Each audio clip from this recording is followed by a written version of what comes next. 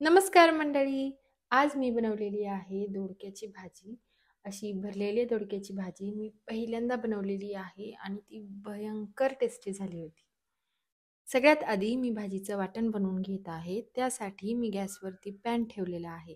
Pan गरम झाला की त्याच्यामध्ये थोडेसे शेंगदाणे टाकून घेतलेले आहेत आणि ते भाजून घ्यायचे आहेत. शेंगदाणे भाजून झाले की मी त्याच्यामध्ये थोडंसं बारीक चिरून घेतलेलं खोबरं टाकलं आणि ते सुद्धा भाजून घ्यायचं आहे.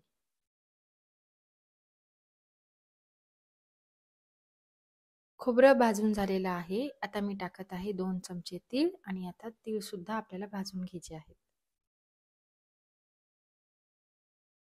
तीळ भाजून झाले की गॅस बंद करून घेतला आणि जोपर्यंत आता हे थंड होत आहे तोपर्यंत मी दोडका कापून घेणार आहे. दोडका घेतलेला आहे मी आणि पिलरनी त्याची साल काढून घ्यायची आहे. दोडक्याची सगळी साल काढून झालेली आहे आणि आता हा दोडका आपल्याला चाकूने छोट्या छोट्या पार्टमध्ये कट करून घ्यायचा आहे. आपण दोडक्याची मसाला भरून भाजी करणार आहे, त्यामुळे मसाला भरण्यासाठी अशा प्रकारे चाकूने आपल्याला तो कट करून घ्यायचा आहे. सगळ्या दोडक्याला मी असंच कट करून घेतलेलं आहे. आता आपण जे साहित्य भाजून घेतलेलं आहे ते थंड झालं आहे. आता ते मिक्सरच्या भांड्यामध्ये टाकायचं आहे. आता त्याच्यामध्ये मी थोडासा लसूण टाकला, थोडीशी कोथिंबीर टाकली, 1 चमचा जिरी टाकली, 1 चमचा हळद टाकली आणि आपल्याला आपल्या आवडीनुसार मसाले टाकून घ्यायचे आहेत. मी 2 चमचे लाल तिखट टाकलेलं आहे आणि 2 चमचे मी एक घरगुती मसाला टाकला आहे.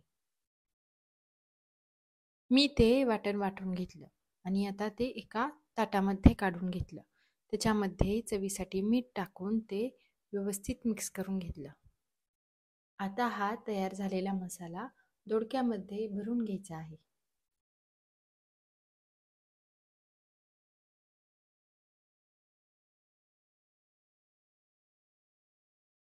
मसाला चांगला दाबून भरायचा म्हणजे जास्तीत जास्त मसाला दोडक्यामध्ये भरला जाईल.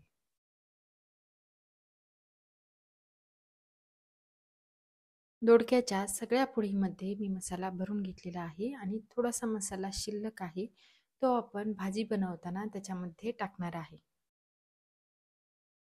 आता मी गॅसवरती कढई ठेवली, त्याच्यामध्ये आपल्या आवडीनुसार 3 ते 4 चमचे तेल टाकायचं आणि तेल गरम झालं की मी त्याच्यामध्ये मोहरी टाकली आहे. आता मी त्याच्यामध्ये कढीपत्ता टाकून घेतला आणि कढीपत्ता थोडासा तळून घेतला आणि त्याच्यानंतर मसाला भरून घेतलेला दोडका टाकायचा आहे.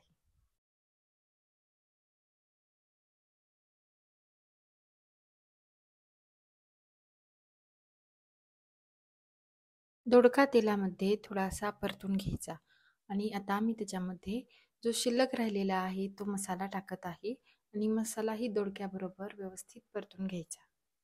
आता दोडका शिजण्यासाठी त्याच्यामध्ये मी 1 ग्लास गरम पाणी टाकलेलं आहे. भाजी मी थोडीशी हलवून घेतलेली आहे.